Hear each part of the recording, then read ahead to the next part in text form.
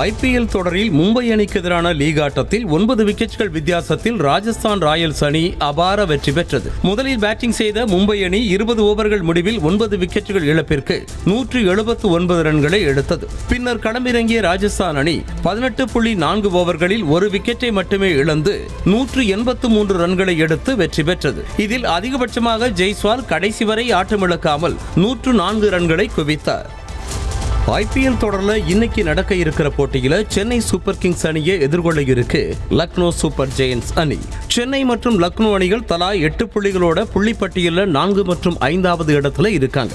இந்த போட்டி நம்ம சென்னை சேப்பாக்கம் மைதானத்துல நடக்க இருக்கிறது சென்னை அணிக்கு கூடுதல் பலமாக பார்க்கப்படுது.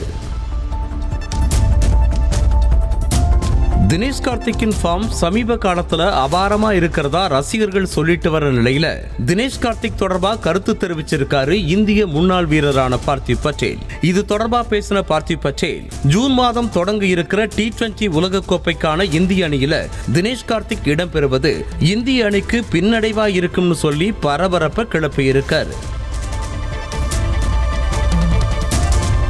IPL தொடர்ல இருந்து டெல்லி அணியின் ஆல்ரவுண்டரான மிச்சல் மார்ஷ் விலகி இருக்கிறதா தகவல் வெளியாகி இருக்கு. நடப்பு சீசன்ல முதல் 4 போட்டிகளை மட்டுமே விளையாடி இருந்த மிச்சல் மார்ஷ் காயம் காரணமா அணியில் இருந்து விலகி இருந்தார். காயம் சரியான உடனே மார்ஷ் அணிக்கு திரும்புவார்னு சொல்லப்பட்ட நிலையில இப்போ மிச்சல் மார்ஷ் தொடர்ல இருந்தே விலகி இருக்கதா தகவல் வெளியாகி இருக்கு. மார்ஷின் விலகல் டெல்லி கேபிட்டல்ஸ் அணிக்கு பின்னடைவா இருக்கும்னு சொல்லப்படுது.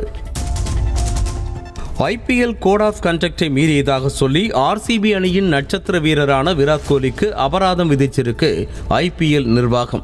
RCB மற்றும் கொல்கத்தா நைட் ரைடர்ஸ் அணிகளுக்கு இடையிலான போட்டியில தனக்கு அவுட் கொடுக்கப்பட்டதை எதிர்த்து அம்பையர்கள் கிட்ட வாக்குவாதத்தில் ஈடுபட்டிருப்பாரு விராட் கோலி.